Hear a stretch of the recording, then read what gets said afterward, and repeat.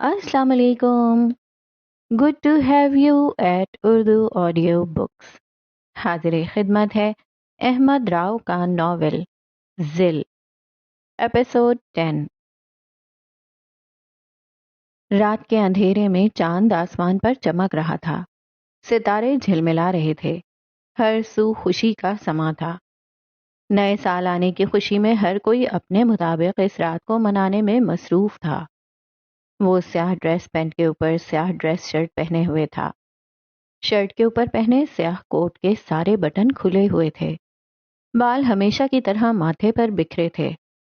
वो आंखों पर लगाई ऐनक को दुरुस्त करते हुए खुद को शीशे में देखने लगा। उसने जिंदगी में पहली बार पैंट कोट पहना था, मगर वो इस सूट में बेहद हैंडसम लग रहा था। शर्ट के पहले 2 बटन खुले होने के बायस उसका कुशादा सीना नुमायां हो रहा था। स्याह सूट जैसे उसके वजूद से हम आहंग हो गया हो। उसके घर की घंटी बजी। वो जल्दी जल्दी घड़ी पहनते हुए चलते चलते जूते पहनने लगा। शायद जैना पहुंच चुकी थी। उसने कहा था कि वो दोनों साथ जाएंगे। घर का दरवाजा खोलते ही उसकी मुस्कुराहट गायब हो गई। सामने अजलान स्याह ड्रेस पैंट और सफेद ड्रेस शर्ट पहने दरवाजे के पास खड़ा था। उसने कोट कंधे की एक जानिब गिरा रखा था। यजीन ने उसे देखते ही दरवाजा बंद कर दिया, फिर वापस मुड़कर लाउंज की जानिब कदम बढ़ाए। दरवाजा बंद होने से पहले ही अजलान दरवाजे को थाम चुका था। वो जल्दी जल्दी यजीन के पीछे लपका कि तुम किधर गायब हो 3 दिन से? ना कोई कॉल ना कोई मैसेज। मतलब मैं राब्ता ना करूं तो तुम भी मुझे भूल जाओगे? यजीन जवाब में कुछ भी ना बोला। वो खामोशी के साथ खड़ा था। अजलान ने एक नजर उसे देखा। वो थोड़ा खफा खफा लग रहा था। हाँ हाँ, मैं जानता हूँ मेरी वजह से तुम्हारी जैना के साथ लॉन्ग ड्राइव की प्लानिंग खराब हो गई, मगर जैना लीजा के साथ पार्लर से सीधा कासल चली गई थी। फिर उसने मुझे कॉल की कि मैं तुम्हें जबरदस्ती इधर लेकर आऊं। हाथ बांधे वो वहीं खड़े खड़े कह रहा था। यजीन अपना मुंह मोड़ते हुए सोफे से टेक लगाए खड़ा हो गया। अब अजलान उसका चेहरा नहीं देख पा रहा था। चलो अब जल्दी, मुझे लायला को भी पिक करना है। चले जाओ यहां से, बेरुखी के साथ उसने आहिस्ता से कहा। क्या कहा तुमने? वो सही से समझ ना पाया। यजीन के चेहरे पर तकलीफ उतरी। चले जाओ यहां से और आइंदा कभी मुझे अपनी शक्ल मत दिखाना। भीगती आंखों में जलन होने लगी। उसने अपनी आंखें बंद कर लीं। क्या हुआ है यजीन? तुम मुझसे मुझसे नाराज हो? उसके चेहरे का रंग उड़ चुका था। यजीन बताओ कि क्या हुआ है? कोई बात हुई है तो मुझे बताओ यार। हम दोनों तो दोस्त हैं। हमने इतना बेहतरीन वक्त एक साथ गुजारा है, तुम ऐसे कैसे? वो हैरत के मारे यजीन की पुश्त देखने लगा। यजीन के इस एक जुमले ने अजलान को बेहद तकलीफ पहुंचाई थी। वो जरूर कोई मजाक कर रहा होगा। ऐसे कैसे बिना किसी बात के वो उसे जाने का कह सकता है? हम दोस्त नहीं हैं। उसने दिल पर पत्थर रखते हुए ये अल्फाज अदा किए। हाथ लाशऊरी तौर पर कपकपाने लगे। वो सिर्फ खुद को तकलीफ दे रहा था। क्या क्या कह रहे हो तुम?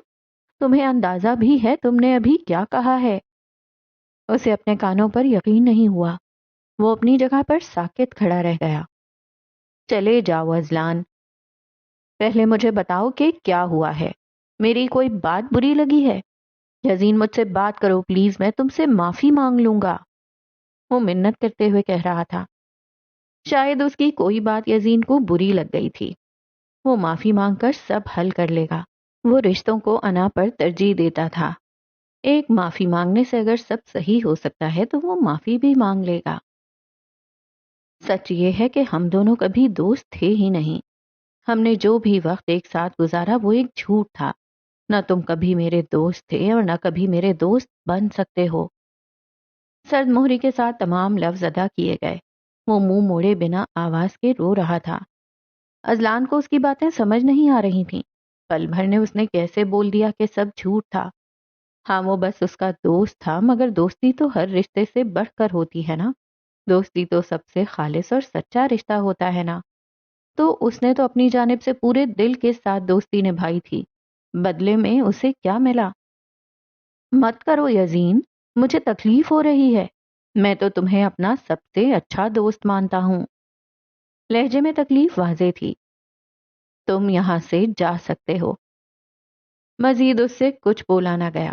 اسے لگا کہ وہ ایک پل بھی یوں کھڑا رہا تو زمین پھٹ جائے گی اور وہ اس میں دھنس جائے گا۔ اذلان نے ایک قدم اس کی جانب بڑھایا، ہاتھ آگے بڑھا کر اس کے کندھے کو تھامنا چاہا، پھر وہ رک گیا۔ یزین کو کسی کا ہاتھ لگانا پسند نہیں تھا۔ وہ یہی سوچتے ہوئے واپس مڑ گیا۔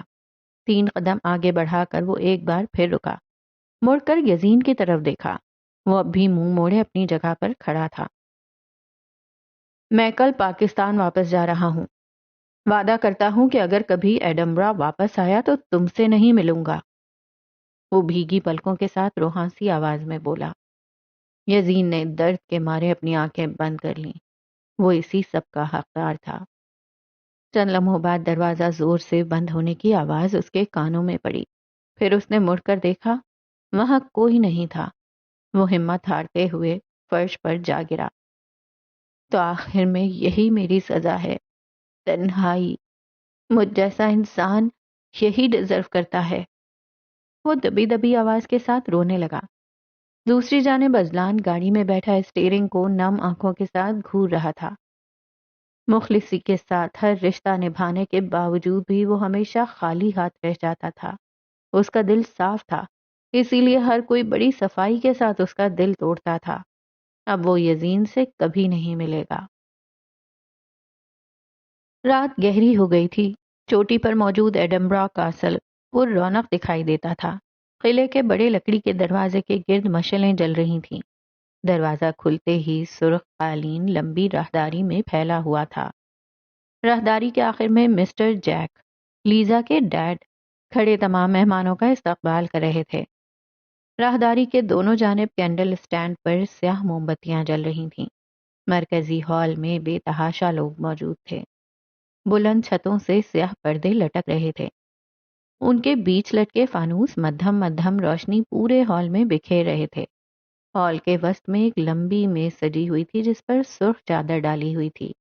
چاندی کے برتنوں کے بیچ سرخ وائن کی بوتلیں رکھی ہوئی تھیں۔ مہمان ایک سے ایک عجیب اور حسین لباس میں ملبوس تھے۔ کوئی لمبے لمبے گاؤن اور پروم پہنے ہوا تھا تو کوئی سیاہ مخملی کوٹ۔ چہرے پر آدھے آدھے ماسک لگائے ہوئے تھے جو کہ ان کی آنکھوں کو ڈھکے ہوئے تھا۔ فضا میں عجیب سی خوشبو پھیلی ہوئی تھی۔ وہ دونوں ایک ساتھ گاڑی سے اتریں، سیاہ پروم پہنے۔ لیزا کے قدم اپنے ڈیڈ کو دیکھ کر مزید تیزی کے ساتھ بڑھنے لگے۔ اس نے بالوں کو ہلکے جوڑے میں باندھا ہوا تھا، گہرا میک اپ کیے، منہ پر سیاہ موتیوں سے بھرا ہوا ماسک لگا رکھا تھا۔ اسے دیکھ کر اسٹیفن کے دل کی دھڑکن رک گئی۔ وہ جلدی سے آگے بڑھتے ہوئے ذرا سا جھکا، پھر اپنا ہاتھ لیزا کے سامنے پیش کیا۔ لیزا نے مسکراتے ہوئے اس کا ہاتھ تھام لیا، پھر وہ دونوں ایک ساتھ جا کھڑے ہوئے۔ سوری ڈیڈ، ہم لیٹ ہو گئے۔ کوئی بات نہیں، تیاری میں وقت تو لگ ہی جاتا ہے۔ انہوں نے مسکراتے ہوئے لیزا کو تسلی دی۔ آج تم بہت حسین لگ رہی ہو، اسٹیفن نے اس کے کان میں سرگوشی کی۔ لیزا کے رخسار گلابی پڑ گئے۔ میں تو روز ہی لگتی ہوں۔ وہ گردن اکڑائے کھڑی تھی۔ نہیں، آج تم زیادہ حسین لگ رہی ہو۔ اس کی نظر لیزا سے ہٹ ہی نہیں رہی تھی۔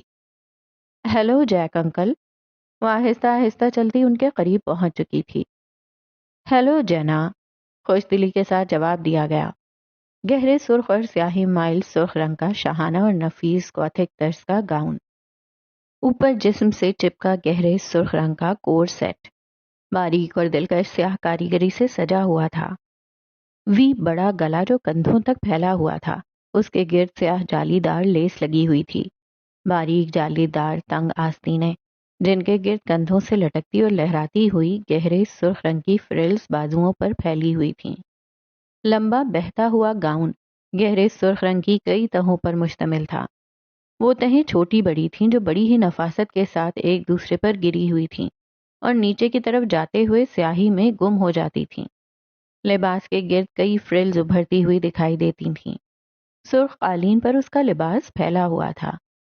گلے میں سیاہ چوکر ہار پہنا ہوا تھا۔ پیروں میں سیاہ پچوتی ہیلز پہنی ہوئی تھیں جن کے تلوے سرخ تھے اور ہیل کے پیچھے سنہری رنگ کی تلوار بنی تھی.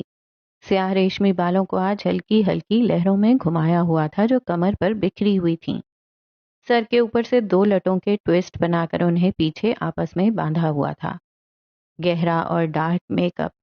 آنکھوں کی پلکیں بے حد وسیع اور ڈرامائی انداز میں اٹھی ہوئی تھیں.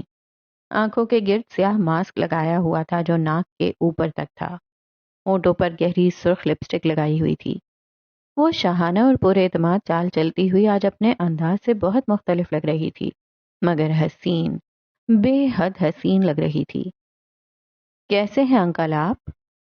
میں ٹھیک ہوں، تم بتاؤ کیا کر رہی ہو آج کل؟ لیزا نے بتایا تھا کہ تم نے وکالت چھوڑ دی. چھوڑی نہیں ہے، بس تھوڑے عرصے کے لیے بریک لیا ہے. ان دونوں کی کافی دیر تک باتیں چلتی رہیں. لیزا اسٹیفن کے ساتھ نہ جانے کہاں غائب ہو چکی تھی. تقریباً سب مہمان آ چکے تھے. مسٹر جیک بھی اندر جا چکے تھے، مگر وہ وہیں کھڑی کسی کا انتظار کر رہی تھی. وہ اب تک آیا کیوں نہیں؟ نہ ہی وہ اس کی کسی کال کا جواب دے رہا تھا اور نہ ہی اذلان کال اٹھا رہا تھا. ابھی وہ یہ سوچ ہی رہی تھی کہ سامنے سے لائلہ آتی دکھائی دی. وہ اپنا گاؤن سنبھالے ہوئے لائلہ کی جانب لپکی.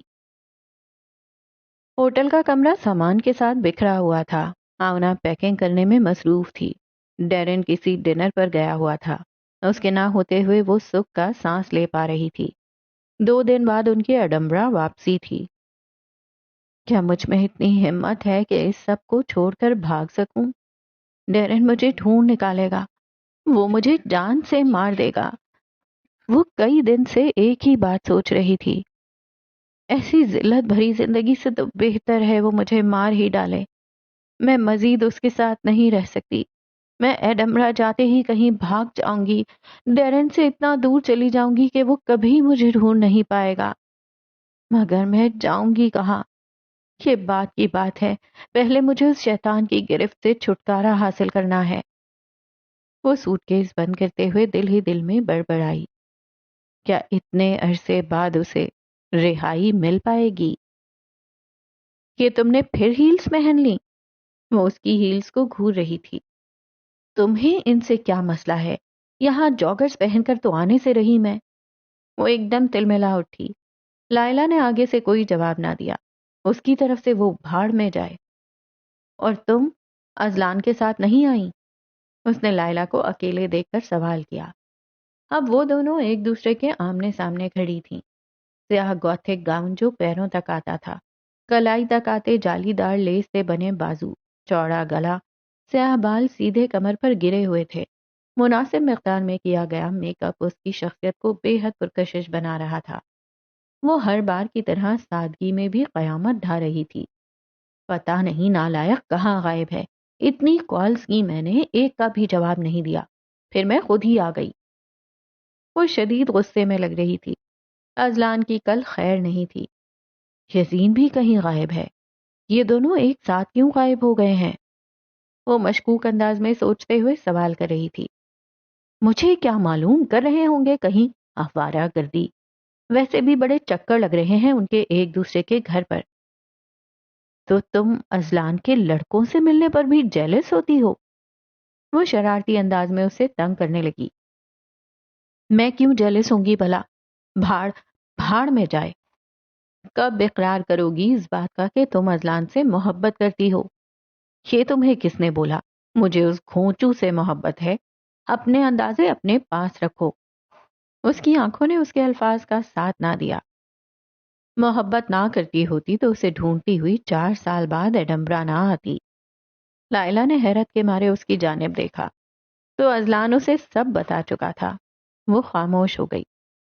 تم تو پاکستان میں بھی رہ سکتی تھی، پھر ایڈنبرا کیوں آئیں؟ میرا انٹرویو لینے کے بجائے اندر چلو. ان دونوں نے تو لگتا ہے آج جانا ہی نہیں ہے. کہ تم ہر وقت اتنی سڑی ہوئی کیوں رہتی ہو؟ میں خود کو سرد اور کھڑوس سمجھتی تھی، مگر تم تو کچھ زیادہ ہی.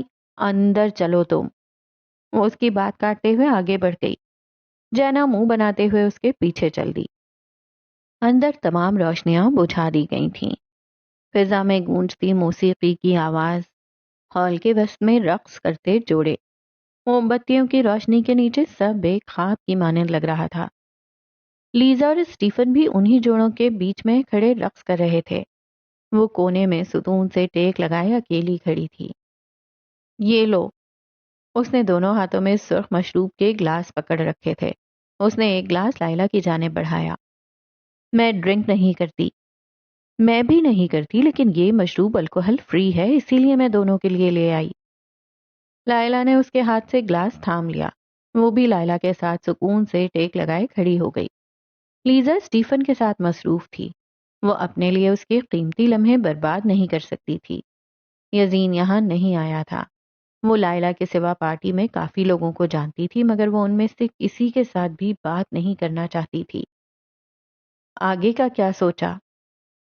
ابھی تک تو کچھ نہیں۔ جھوٹ۔ جینا اور وہ بھی کوئی پلان نہ بنائے، ایسا نہیں ہو سکتا۔ وہ حیران ہوئی۔ اس دن کوئی کہہ رہا تھا کہ میرے پلان بہت فضول ہوتے ہیں اور میں خیالی پلاؤ بناتی ہوں۔ اس نے لائلہ کی بات دہرائی، پھر مشروب کا ایک گھونٹ گلے سے نیچے اتارا۔ مگر بعض دفعہ اچھے بھی ہوتے ہیں۔ اوہ، لائلہ سلطان نے تعریف کر دی میری۔ وہ دونوں ایک ساتھ مسکرائیں۔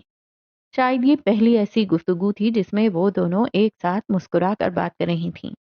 باتیں کرتے کرتے کب ہاتھ میں پکڑے گلاس خالی ہو گئے انہیں پتہ ہی نہ چلا۔ میں دونوں کے لیے اور مشروب لاتی ہوں۔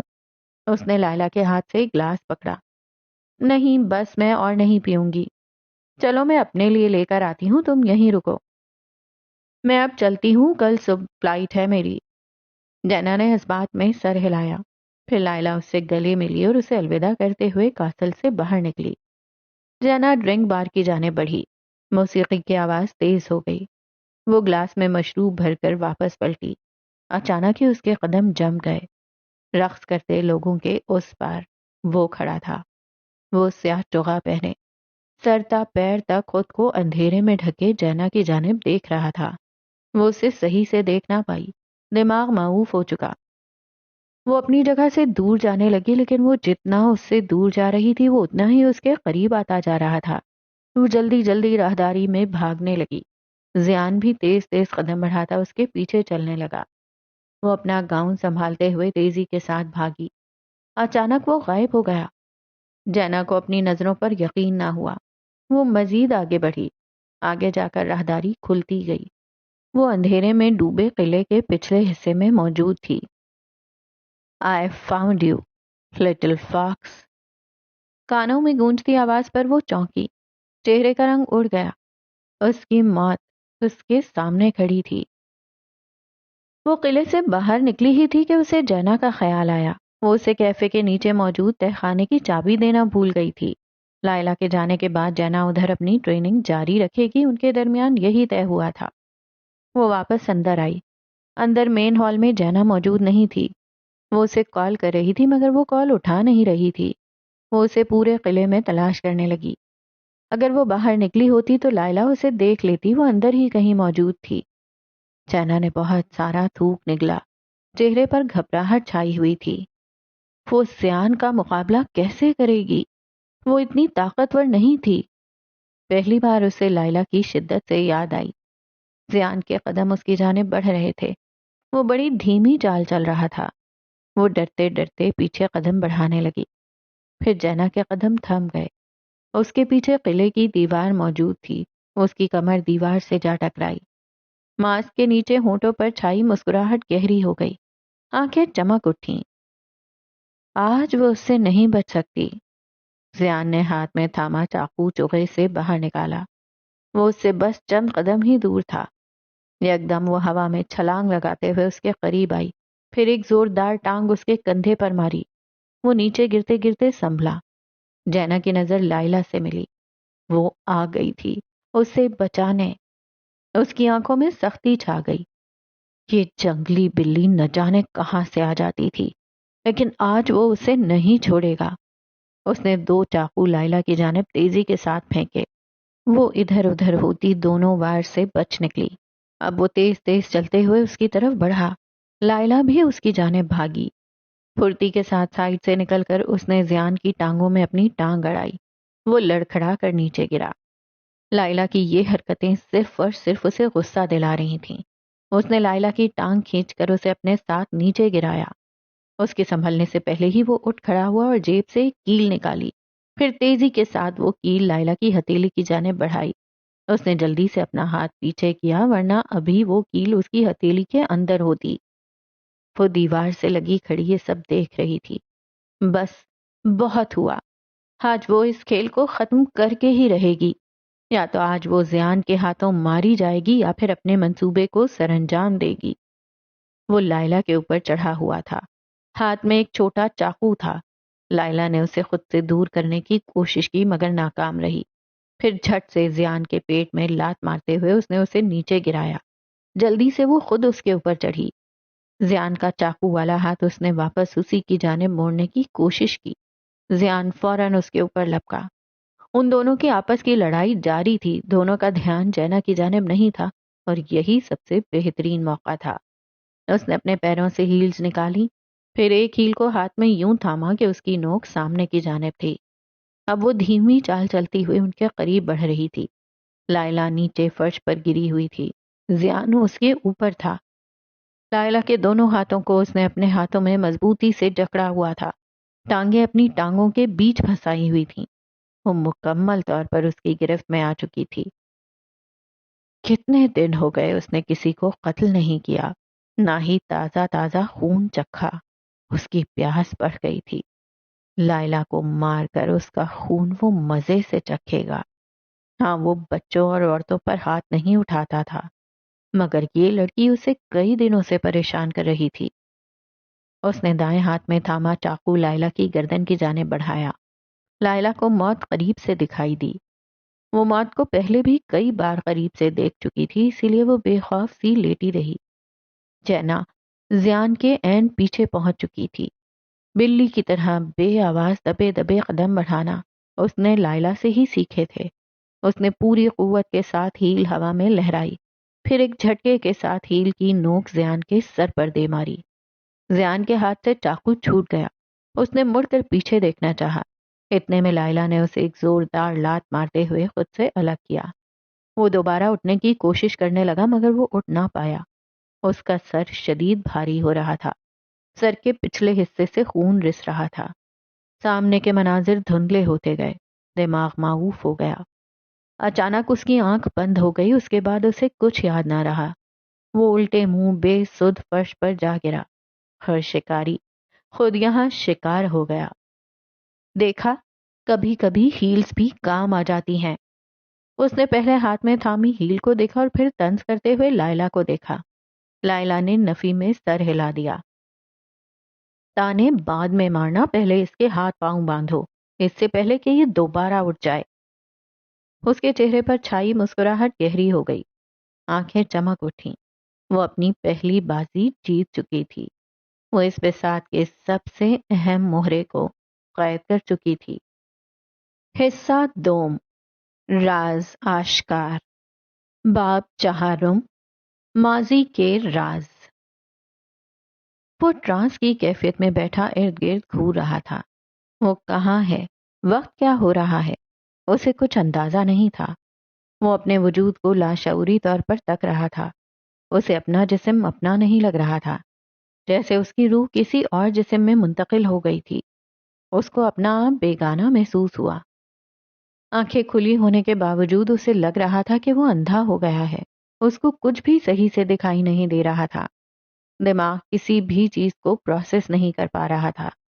سانسیں ناہموار چل رہی تھیں، دل کی دھڑکنیں مزید تیز ہو گئیں۔ اچانک اس کے دماغ میں دھند چھانے لگی۔ اس کے بعد کیا ہوا وہ نہیں جانتا۔ وہ یہ بھی نہیں جانتا تھا کہ دیوار کے اس پار کھڑا کوئی شخص اس کی یہ حالت دیکھ چکا ہے۔ 14 جولائی، اسپتال کے بیڈ پر جوئس لیٹی مسکرا رہی تھی۔ چہرے پر تکلیف کے آثار تھے، لیکن اپنے بیڈ کے ساتھ بیبی کاٹ میں لیٹی ننھی سی جان کو دیکھ کر وہ اپنی تکلیف بھول گئی تھی۔ بیبی کاٹ کے پاس ایڈم کھڑا خوشی سے پھولے نہیں سما رہا تھا۔ کبھی وہ جوئس کو دیکھتا، کبھی اپنے بیٹے کو۔ سفید کمبل میں لپٹا وہ ننھا سا وجود آنکھیں بند کیے گہری نیند سو رہا تھا۔ چہرے پر ڈھیر معصومیت، سرخ ہونٹ اور نرم و ملائم گال۔ وہ گویا فرشتہ لگ رہا تھا۔ ایڈم نے اپنے ہاتھ کوٹ کے اندر بڑھائے، پھر بے حد احتیاط اور پیار کے ساتھ اسے اپنی گود میں لیا۔ یہ پل، یہ احساس اس کے لیے سب سے زیادہ قیمتی تھا۔ آنکھوں میں خوشی کے آنسو دوڑے۔ وہ اسے اپنی گود میں لیے اس سے باتیں کر رہا تھا، پھر خود ہی اپنے باتوں کا جواب دیتا، پھر ہنستا، اور پھر بیڈ پر لیٹی اپنی جان سے عزیز بیوی کو دیکھتا۔ اس وقت وہ خود کو دنیا کا سب سے خوش نصیب آدمی سمجھ رہا تھا۔ اس نے اپنا چشمہ اتار کر آنسو صاف کیے، پھر اپنے قدم بیڈ کی جانب بڑھائے، ایک پیار بھری نگاہ جوئس اور پھر اپنے بیٹے پر ڈالی۔ یزین ایڈم، اس کا نام ہم یزین ایڈم رکھیں گے۔ چہرے پر مسکراہٹ سجائے ایڈم نے اس سے تصدیق چاہی۔ جوئس نے ہلکا سا مسکراتے ہوئے اس بات میں سر ہلایا۔ 1 سال بعد، 14 جولائی۔ سرمئی آنکھیں گود میں اٹھائی اس ننھی سی جان پر جمی تھیں۔ اس کی سرمئی آنکھیں بالکل ایلیسٹر پر گئی تھیں۔ نین نقش بھی عین ایلیسٹر جیسے تھے۔ ایلیسٹر نے جھک کر اس کے ماتھے پر بوسہ دیا۔ وہ بغور اپنے باپ کو تک رہی تھی۔ عموماً چند گھنٹوں کا بچہ روتا دکھائی دیتا ہے، لیکن وہ پرسکون تھی۔ وہ اپنے باپ کو دیکھ کر بار بار مسکرا رہی تھی، یا شاید ایلیسٹر کو لگ رہا تھا کہ وہ مسکرا رہی ہے۔ اسے یوں محسوس ہوا کہ آج اس نے پوری دنیا فتح کر لی ہے۔ زندگی میں پہلی بار وہ خود پر رشک محسوس کر رہا تھا۔ فیونا بیڈ پر لیٹی سو رہی تھی۔ اس کی نیند میں خلل نہ ڈلے، اسی لیے ایلیسٹر پھونک پھونک کر قدم اٹھاتے ہوئے بیبی کاٹ کی جانب بڑھا، پھر کمبل میں لپٹی اپنی جان کے ٹکڑے کو کاٹ میں آرام سے لٹایا۔ تبھی دروازہ کھلنے کی آواز آئی اور ایڈم کمرے کے اندر داخل ہوا۔ اس کی انگلی پکڑے وہ بھی چھوٹے چھوٹے قدم بڑھاتا اندر داخل ہوا۔ یزین 1 سال کا ہو چکا تھا۔ اس کی بھوری آنکھوں میں ڈھیروں مستی اور شرارت سجی ہوئی تھی۔ اس نے ایڈم کی انگلی چھوڑی۔ ابھی ایڈم اسے دوبارہ پکڑتا کہ ایلیسٹر اس کے پاس آ کر کھڑا ہوا۔ بہت مبارک ہو ایلیسٹر۔ اس نے خوش دلی کے ساتھ ہاتھ میں پکڑا گلدستہ آگے بڑھایا۔ ایلیسٹر نے گلدستہ اپنے ہاتھ میں تھاما۔ گلدستے میں لگے گلاب کی خوشبو پورے کمرے کو مہکانے لگی۔ بہت شکریہ ایڈم، بلکہ اصل شکریہ تو جوئس کا بنتا ہے۔ وہ پچھلے 2 دن فیونا کے ساتھ رہی، اس کا خیال رکھا، یہ بہت بڑی بات ہے۔ ایڈم ابھی کچھ عرصہ پہلے ہی ایلیسٹر کے گھر کے پاس شفٹ ہوا تھا۔ ان کے آپس میں تعلقات کافی اچھے تھے۔ اس میں کوئی بڑی بات نہیں ہے، ہم پڑوسی ہیں، اتنا تو حق بنتا ہے۔ وہ آج بھی آتی، مگر آج یزین کی پہلی سالگرہ ہے تو وہ بس اسی تیاری میں مصروف تھی۔ پھر میں نے سوچا میں اکیلے جا کر ہی مبارکباد دے آتا ہوں۔ ارے یار، کل آ جاتے، آج اس بیچارے کی برتھ ڈے تھی، تم اسے بھی اسپتال لے آئے۔ اس نے ایک نظر گھما کر یزین کو دیکھا جو کہ بیبی کاٹ کے پاس کھڑا تھا۔ وہ بار بار کاٹ میں جھانکنے کی کوشش کر رہا تھا، مگر اس کا سر اوپر تک نہیں پہنچ پا رہا تھا۔ It's okay. خیر یہ بتاؤ کہ نام کیا رکھا اپنی بیٹی کا؟ جینا۔ جینا ایلیسٹر۔ ایڈم نے اپنے قدم بیبی کاٹ کی جانب بڑھائے، پھر جھک کر شفقت بھرا ہاتھ جینا کے سر پر پھیرا۔ ایلیسٹر پاس کھڑا دونوں کو مسکرا کر دیکھ رہا تھا۔ ایڈم نے یزین کو گود میں اٹھایا، پھر دوبارہ کاٹ پر جھکا تو یزین نے اپنے ہاتھ جینا کی جانب بڑھائے، اور اگلے ہی لمحے جینا کے رونے کی آواز کمرے میں بلند ہوئی۔ ایلیسٹر فوراً کاٹ کی جانب بھاگا اور یزین نے جھٹ سے ایڈم کو گلے لگا لیا۔ جینا کے گال پر 2 ناخن کے نشان تھے۔ وہ مسلسل روئی جا رہی تھی۔ ایلیسٹر نے اسے بہلانے کے لیے گود میں اٹھایا، پھر وہ اسے جھولے دینے لگا، لیکن وہ خاموش نہیں ہو رہی تھی۔ وہ یزین کی وجہ سے پہلی بار روئی تھی اور اس نے پورے اسپتال کو سر پر اٹھا لیا تھا۔ فیونا نے اس کے رونے کی آواز سن کر آنکھیں کھولیں۔ ایلیسٹر نے جینا کو فیونا کے حوالے کیا، پھر اس کا فیڈر بنانے لگا۔ آئی ایم ریئلی سوری، پتہ نہیں یہ اتنا شرارتی کیوں ہو گیا ہے۔ اس نے یزین کو سختی کے ساتھ گھورا۔ کوئی بات نہیں، بچے تو شرارت کرتے ہی ہیں، اس نے مسکراتے ہوئے تحمل سے کہا۔ تھوڑی دیر بعد جینا کے رونے کی آواز بند ہو گئی۔ ایلیسٹر اسے گود میں اٹھائے فیڈر پلا رہا تھا، اور ایڈم شرمندہ ہوتے ہوئے وہاں سے جا چکا تھا۔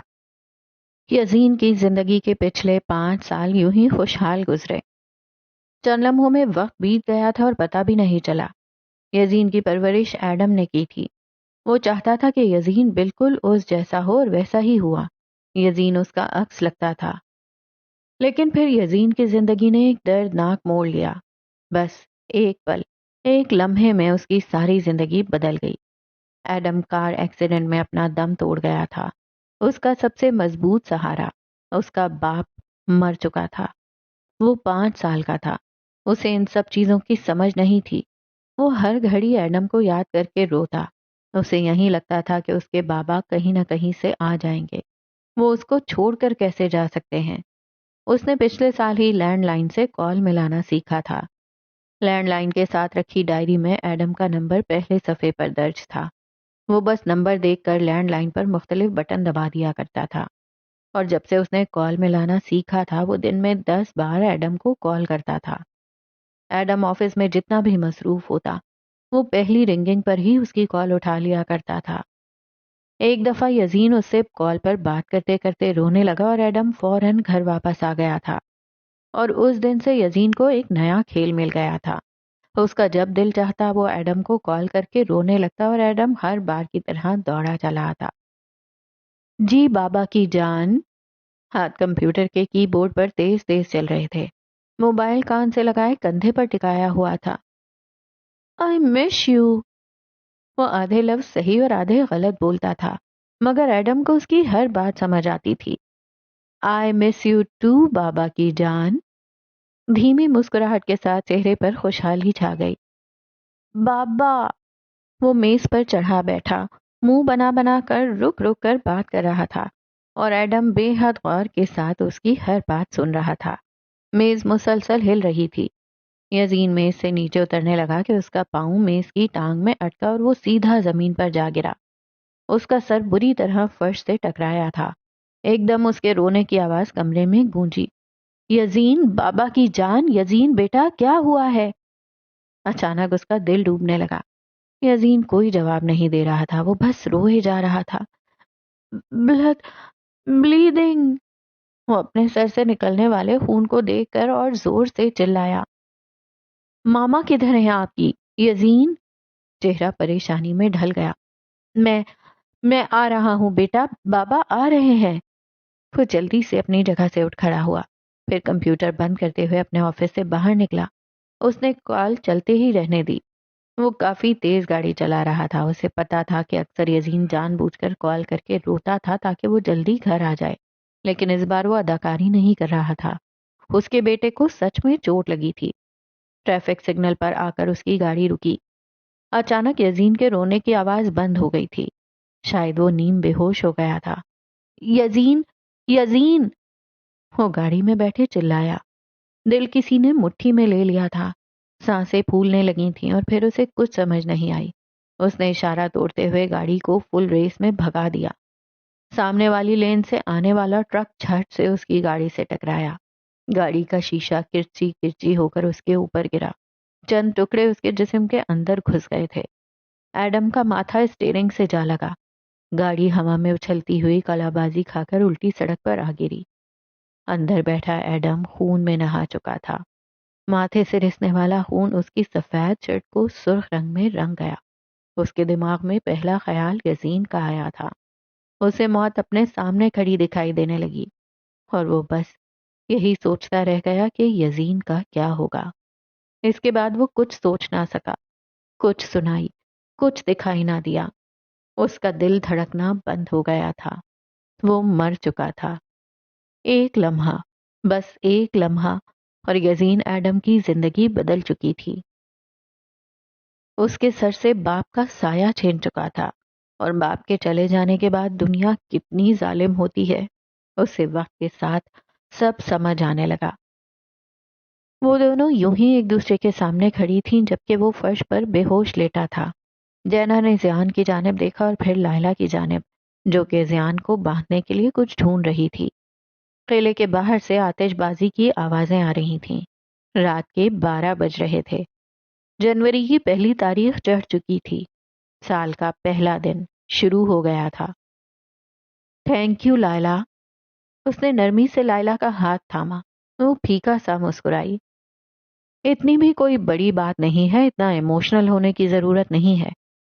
تم نے بنا اپنے مفاد کے میرے لیے اتنا کچھ کیا، میں یہ کبھی نہیں بھولوں گی. کوئی کسی اور کے لیے کچھ نہیں کرتا، ہر شخص اپنے مقصد کی خاطر سب کچھ کرتا ہے۔ اب تم کسی ایسے شخص کو ڈھونڈو جو اپنے مقصد کے لیے تمہاری مدد کرے۔ اس نے ایک نظر گھما کر زیان کی جانب دیکھا۔ جینا اس کا اشارہ سمجھ چکی تھی۔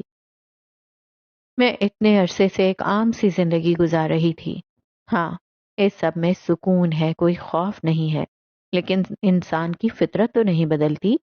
مجھے اپنی زندگی میں ایڈونچر چاہیے تھا، اور وہ مجھے تمہاری مدد کرنے کی صورت میں ملا۔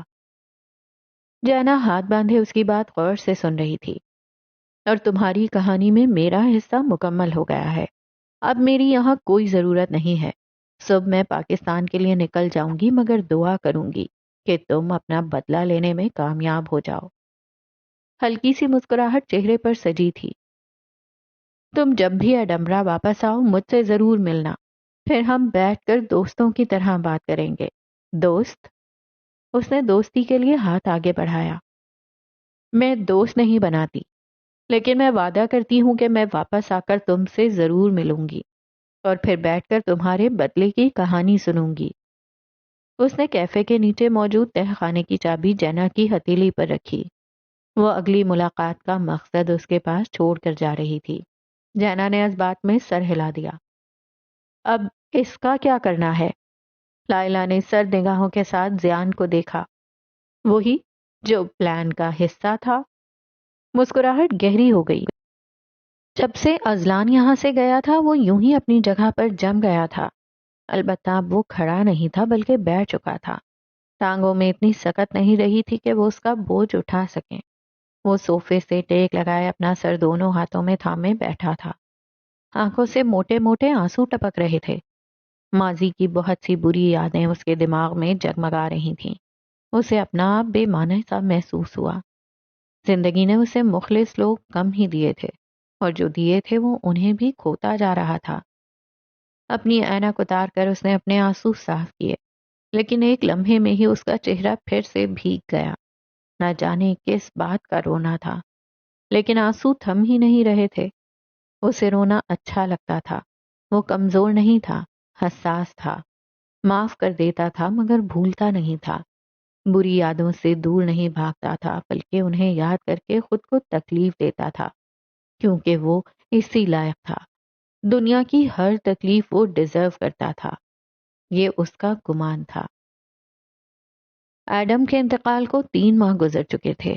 وہ روز ایڈم کا نمبر ملا کر روتا تھا۔ اسے لگتا تھا کہ وہ روئے گا تو ایڈم واپس آ جائے گا، لیکن وہ کبھی واپس نہیں آیا۔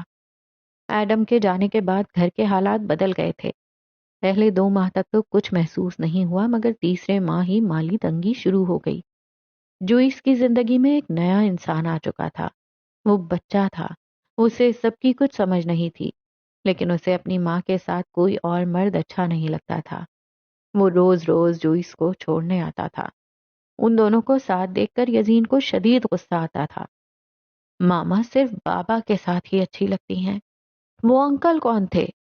وہ نہیں جانتا تھا، لیکن زندگی میں پہلی بار اگر اسے کسی سے نفرت ہوئی تھی تو وہ جارڈن تھا۔ ایڈم کی موت کے چوتھے ماہ ہی جارڈن اس کا سوتیلا باپ بن چکا تھا۔ وہ لوگ اپنا گھر چھوڑ کر جارڈن کے کاٹیج میں شفٹ ہو چکے تھے۔ ہر قسم کے شور شرابے سے دور کاٹیج شہر کے کنارے پر واقع تھا۔ کاٹیج چھوٹا تھا، لیکن یہ جگہ کافی پرسکون تھی۔ ارد گرد بڑے بڑے درخت موجود تھے، لیکن اسے اپنا پہلا گھر بہت یاد آتا تھا۔ وہ وہاں واپس جانا چاہتا تھا۔ اکثر ایلیسٹر اپنی بیٹی کے ساتھ وہاں چکر لگا لیا کرتا تھا۔ پہلے جب جینا اس کے گھر کھیلنے آتی تھی تو وہ اسے اچھی نہیں لگتی تھی، کیونکہ اس کے آتے ہی ایڈم، جوئس اور باقی سب جینا کی طرف متوجہ ہو جاتے تھے۔ یزین اس سے جلتا تھا، لیکن اب اس کا کوئی دوست باقی نہیں رہا تھا۔ اب اسے جینا کے ساتھ کھیلنا اتنا برا نہیں لگتا تھا۔ پھر 2 ماہ بعد ایلیسٹر اور جینا نے بھی آنا چھوڑ دیا۔ جارڈن ایک میل نرس تھا۔ اکثر ہی اس کی ڈیوٹی 24 گھنٹوں لمبی ہوتی تھی۔ وہ بہت کم گھر آتا تھا۔ اور جوئس، وہ پھر سے نہ جانے پورا دن کہاں غائب رہنے لگی تھی۔ کچھ وقت بعد وہ راتوں کو بھی گھر پر موجود نہیں ہوتی تھی۔ وہ اکیلا رہ گیا تھا، بے حد اکیلا۔ وہ روتا تھا تو اس کے آنسو صاف کرنے والا کوئی نہیں ہوتا تھا۔ بھوک لگتی تو کھانا دینے والا کوئی نہ ہوتا۔ فریج میں بریڈ اور جیم رکھا ہوتا ہے، وہ کھا لیا کرو۔ اور جب وہ جوئس سے شکایت کرتا تو وہ یہی کہتی۔ پھر ایک دن اسے اوپر والے کمرے سے لڑائی جھگڑے کی آوازیں آنے لگیں۔ وہ ڈرا سہما دروازے کے پاس کھڑا ہو کر ان دونوں کا جھگڑا سننے لگا۔ تم ایک عیاش عورت ہو اور کچھ نہیں، جارڈن چلایا۔ ہاں ہاں ہوں میں عیاش، تمہارے پاس ہے ہی کیا مجھے دینے کو؟ یہ 2 کمروں کا خستہ حالت میں موجود گھر؟ آخری بار تم نے کب مجھے کسی بہت بڑے اور مہنگے ریسٹورانٹ میں کھانا کھلایا تھا؟ آخری بار کب تم نے مجھے کوئی بے حد قیمتی اور مہنگا تحفہ دیا تھا؟ غلطی ہو گئی تم سے شادی کر کے۔ اس نے ٹیبل پر پڑا گلدان اٹھا کر فرش پر دے مارا۔ یزین یکدم کانپنے لگا۔ کمرے کا دروازہ ہلکا سا کھلا ہوا تھا۔ اس نے دروازے سے اندر جھانکا۔ کیا چاہتی ہو تم مجھ سے؟ اتنا کچھ تو دیا ہے تمہیں، جو تم کہتی ہو اگلے دن ہی حاضر کر دیتا ہوں۔ وہ بیچارگی کے ساتھ بولا، مڈل کلاس آدمی کی محبت ہمیشہ کھوکھلی ہی لگتی ہے۔ مجھے بس طلاق چاہیے، اس نے 2 ٹوک انداز میں کہا۔ کیا کہا تم نے؟ تمہاری ہمت بھی کیسے ہوئی یہ کہنے کی؟ تم میری بیوی ہو اور میں تمہیں کسی بھی قیمت پر نہیں چھوڑوں گا۔ ماتھے میں ایک بار پھر بل پڑ گئے۔ مجھے طلاق چاہیے تو چاہیے۔ اس نے سائیڈ میں اس پر رکھا لیمپ اٹھا کر زمین پر دے مارا۔ یزین اچانک سہم سا گیا، آنکھیں آبدیدہ ہو گئیں۔ میں مزید تمہارے ساتھ اس گھر میں نہیں رہ سکتی۔ جارڈن کا چہرہ غصے کے مارے سرخ ہو گیا، چہرے کی سختی مزید بڑھ گئی۔ وہ تیز تیز قدم اٹھاتے ہوئے اس کی جانب بڑھا، پھر بری طرح اس کا منہ نوچا۔ جو مرضی کر لو مگر میں تمہیں تمہارے عاشق کے ساتھ ایسے نہیں جانے دوں گا۔ تم میری بیوی ہو، میں تمہیں کبھی طلاق نہیں دوں گا۔ میں تم سے محبت کرتا ہوں۔ آخری جملہ کہتے ہوئے اس کی آنکھیں بھر آئیں۔ وہ بے ساختہ بیڈ پر بیٹھ گیا۔ صرف محبت سے خواہشات پوری نہیں ہوتی۔ میں تمہاری محبت کے لیے اپنی خواہشات کا گلا نہیں گھونٹ سکتی، اور ویسے بھی میں تم سے محبت نہیں کرتی۔ اتنا کہتے ہوئے وہ دروازے تک آئی جہاں یزین کھڑا رو رہا تھا۔ یزین نے ایک نظر اٹھا کر ماں کو دیکھا، لیکن وہ اسے نظر انداز کرتی ہوئی آگے بڑھ گئی۔ کہتے ہیں کہ ایک عورت بھٹک سکتی ہے مگر ماں نہیں، اور وہ اس وقت عورت بن کر سوچ رہی تھی۔ پھر وہی ہوا جو نہیں ہونا چاہیے تھا۔ وہ جارڈن کے پاس اپنی اولاد کو چھوڑ کر وہاں سے چلی گئی تھی۔ باپ کی طرح ماں بھی اسے چھوڑ چکی تھی۔ وہ اس سب کے لیے بہت چھوٹا تھا۔ وہ تو معصوم تھا نا، پھر بنا کسی جرم کے سزا اسے کیوں مل رہی تھی؟ اس کا جرم صرف اتنا تھا کہ اس کا باپ مر چکا تھا۔ جوئس کو گئے چند دن گزر چکے تھے۔ جارڈن پچھلے کئی گھنٹوں سے اسی طرح اپنے کمرے میں بیٹھا تھا۔ غم اور غصہ دونوں اس پر حاوی ہو رہے تھے۔ اسے یوں لگ رہا تھا کہ سب ختم ہو گیا ہے اور اس کے پاس کچھ باقی نہیں رہا۔ یزین نے ایک نظر کمرے میں گھمائی، پھر چھوٹے چھوٹے قدم اٹھا کر اندر داخل ہوا۔ جارڈن کے پاس آ کر اس کے قدم رک گئے۔ جارڈن بیڈ پر سر لٹکائے بیٹھا تھا۔ کھانا کھانا، وہ بے حد ہلکا اور دھیما بولا۔ کل سے اس نے کچھ نہیں کھایا تھا۔ اس وقت اسے شدید بھوک لگی ہوئی تھی۔ جارڈن نے ایک نظر اٹھا کر یزین کو دیکھا۔ اسے اس کے چہرے کی معصومیت، نرم لہجہ سب کھوکھلا لگنے لگا۔ آنکھوں سے بہتے آنسو تھم گئے۔ جسم میں غصے کی ایک لہر دوڑی، خون گرم ہو گیا۔ آنکھیں یزین کو دیکھ کر تکلیف سے چور ہو گئیں۔ اس نے نفرت بھری نگاہ یزین پر ڈالی، پھر اپنا رخ دوسری جانب موڑ لیا۔ یزین کچھ لمحے اسے یوں ہی دیکھتا رہا۔ اگر کوئی آپ کے سامنے روئے تو اسے چپ کروانے کی کوشش کرو، نرمی کے ساتھ، پیار کے ساتھ۔ دوسروں کے دکھ میں ان کا ساتھ دے پانا بہت بڑی نعمت ہے۔ خدا ہر ایک کو اس کے لیے نہیں چنتا۔ اسے ایڈم کی کہی بات یاد آئی، جس میں سے اسے بس اتنا ہی سمجھ آیا تھا کہ اگر کوئی روئے تو اسے چپ کروانا چاہیے۔ آگے کی بات اس کے سر کے اوپر سے گزر گئی۔ اس نے 2 قدم آگے بڑھائے، پھر جارڈن کے چہرے کو ایک نظر دیکھا۔ وہ رو رہا تھا، چہرے پر معصومیت سجائے۔ اس نے بڑے ہی پیار اور نرمی کے ساتھ اپنے ننھے ہاتھوں سے جارڈن کے گال چھوئے، پھر آہستہ آہستہ اس کے آنسو صاف کیے۔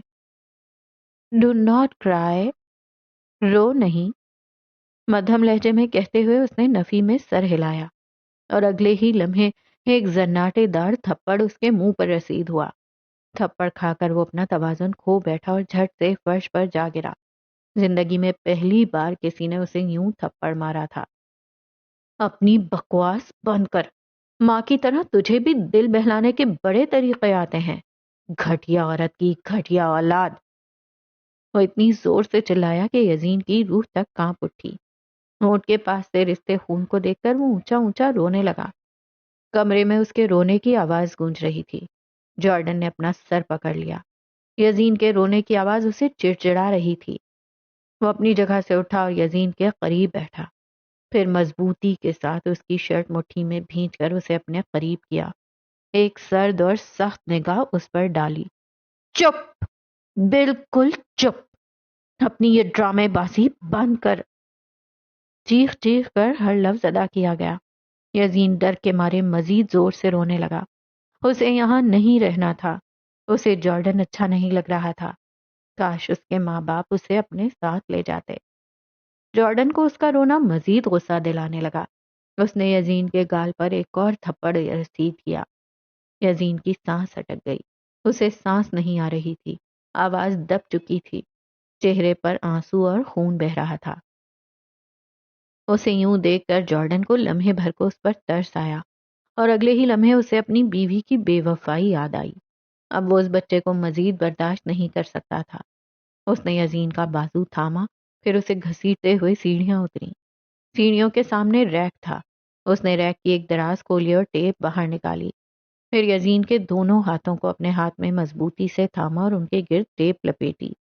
یزین مسلسل رو رہا تھا۔ اسے کچھ بھی سمجھ نہیں آ رہا تھا۔ اس کے جسم کا ایک ایک حصہ شدید درد کر رہا تھا۔ ایسا تو پہلی بار ہوا تھا۔ پہلے تو کبھی اسے اتنی تکلیف نہیں ہوئی۔ اس سے پہلے کبھی کسی نے اسے مارا بھی تو نہیں تھا۔ اس کے منہ پر ٹیپ لگائی جا چکی تھی۔ گھر میں گونجتی اس کے رونے کی آواز بند ہو گئی تھی۔ سیڑھیوں کے نیچے ایک چھوٹا دروازہ موجود تھا۔ جارڈن نے دروازہ کھولا۔ یزین کو اندر دھکا دے کر اس نے دروازہ بند کر دیا۔ اس نے وہاں کی لائٹ تک جلانے کی زحمت نہ کی۔ وہ اندھیرے میں بیٹھا بن آواز کے گھٹ گھٹ کر رونے لگا۔ تھوڑی دیر بعد وہ نیم بے ہوشی کی حالت میں فرش پر لیٹ گیا۔ اور پلان کا حصہ کیا ہے؟ بنا کوئی جواب دیے اس نے جھک کر زمین سے اپنا پرس اٹھایا ہے، اندر سے ایک سرنج اور ایک شیشی نکالی، پھر شیشی میں موجود دوائی سرنج میں اتاری۔ وہ آہستہ آہستہ قدم اٹھا کر زیان کی جانب بڑھ رہی تھی۔ زیان کے ہاتھ میں حرکت ہوئی۔ وہ بے ہوشی کے عالم سے جاگ رہا تھا۔ ابھی وہ کوئی اور حرکت کرتا کہ جینا نے جھک کر اس کی گردن میں سرنج کی سوئی چبوئی۔ سوئی سیاہ چوغے سے ہوتے ہوئے اس کے جسم میں اتری۔ جینا نے بنا کوئی لمحہ ضائع کیے دوائی اس کے جسم میں منتقل کی۔ اب صبح ہونے سے پہلے یہ نہیں اٹھنے والا۔ وہ اپنی جگہ سے اٹھتے ہوئے لائلہ کی جانب دیکھ رہی تھی۔ مطلب تم یہ بے ہوشی کی دوائی اپنے ساتھ ساتھ لیے گھوم رہی تھی؟ ہاں، پچھلے 2 ہفتوں سے میں احتیاطی طور پر ایسی چیزیں اپنے پاس رکھتی ہوں۔ اور اب؟ اس نے کمر پر ہاتھ باندھے سوالیہ نگاہوں سے جینا کو دیکھا۔ جواب میں وہ ہلکا سا مسکرا دی۔ قلعے کے سلاخ دار گیٹ کے پاس 2 سیکیورٹی گارڈز کھڑے تھے۔ تمام مہمان قلعے کی چھت پر موجود آتش بازی کے نظارے کر رہے تھے۔ پہلا ہال اور راہداری تقریباً خالی تھی۔ اس کا ایک بازو جینا اور دوسرا بازو لائلہ نے اپنے کندھے کے گرد لپیٹ رکھا تھا۔ وہ دونوں اسے گھسیٹتے ہوئے پہلے ہال تک آئیں، پھر راہداری تک اور پھر قلعے سے باہر۔ ان کے قدم بے حد آہستہ آہستہ آگے بڑھ رہے تھے۔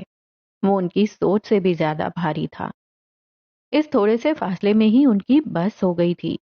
وہ دونوں مین گیٹ پر پہنچ کر چہرے پر چھائی پریشانی اور گھبراہٹ کو چھپاتے ہوئے مصنوعی سا مسکرائیں۔ ہمارے دوست نے کچھ زیادہ ہی پی لی ہے۔ اس کی حالت بے حد خراب ہے۔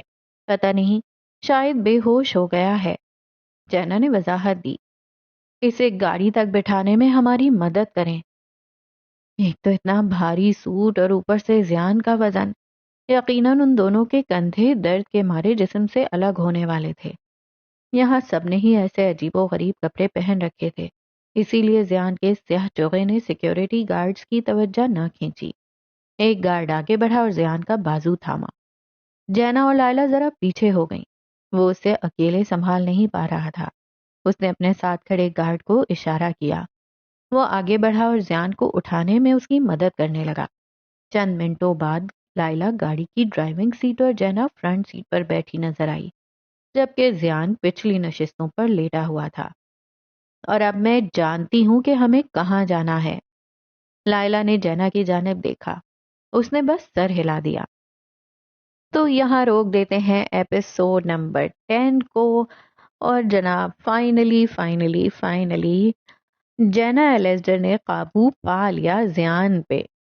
تو دیکھتے ہیں کہ اب زیان صاحب جب قابو میں آ ہی گئے ہیں تو اب وہ کیسے ریئیکٹ کریں گے، اور لائلہ کے جانے کے بعد جینا اکیلے ہینڈل کر پائے گی زیان کو یا نہیں۔ اور جیسا کہ مجھے لگتا ہے کہ زیان اور یزین دونوں ایک ہی ہیں، تو اب یہ بھرم تو کھلنے ہی والا ہے۔ اور جب یزین کو پتا چلے گا کہ جینا کو یہ بات پہلے سے ہی معلوم ہے، جو کہ مجھے لگتا ہے کہ معلوم ہے، اور پھر جیسا کہ مجھے لگتا ہے وہ رات میں زیان بن جاتا ہے، دن میں وہ یزین ہوتا ہے، تو یہ سارے جب سیکرٹس کھل کر سامنے آئیں گے تو پھر کس طرح بیہیو کرے گا یزین، اور ازلان اور لائلہ کی کہانی کس موڑ کو جائے گی، اس کا مجھے ابھی کوئی اندازہ نہیں ہو رہا۔ ابھی تک تو مجھے یہ لگ رہا ہے کہ لائلہ کا پارٹ اس ناول میں ختم ہو گیا ہے، ہمیں آگے نظر نہیں آئے گی۔ جیسا کہ اس نے کہا کہ بس اب میرا حصہ یہیں تک تھا، تو اس سے مجھے یہی اندازہ ہو رہا ہے۔ اور اس والی ایپیسوڈ میں ڈیرن صاحب نہیں آئے، اور شکر اللہ کا نہیں آئے، جب بھی آتے ہیں میرا تو موڈ ہی خراب ہو جاتا ہے اس بدتمیز آدمی کی حرکتوں پر۔ چلیں دیکھتے ہیں نیکسٹ ایپیسوڈ میں کیا ہوتا ہے، اور یزین کی جو بیک سٹوری کھل کر سامنے آئی ہے، آلدو پہلے بیک سٹوری کی جھلک ہم دیکھ چکے تھے اور ہمیں یہ پتا چل چکا تھا کہ یزین کی جو مدر ہے وہ اسے چھوڑ کر چلی گئی تھی، اور وہ اپنے سوتیلے باپ کے انتقام کا نشانہ بنتا رہا تھا، اور یہی وہ وجہ ہے جس کی وجہ سے یہ پرسنالٹی ڈس آرڈر اس کی شخصیت میں آ گیا ہے۔ ملتے ہیں نیکسٹ ایپیسوڈ میں، اللہ حافظ۔